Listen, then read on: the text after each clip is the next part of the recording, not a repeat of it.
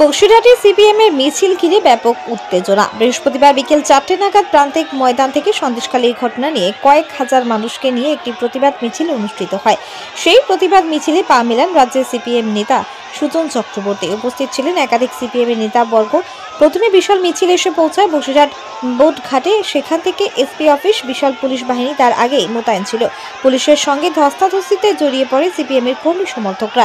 তারপরে সিপিএম এর ঊর্ধ্বতন কর্তৃপক্ষের নির্দেশে অবস্থান বিক্ষোভ কর্মসূচি পালন করে তারা সেখানে। তারপর 5 জনের প্রতিনিধি এসপির কাছে দেখা করার পরে তারা বিক্ষোভ কর্মসূচি তুলে নেয়।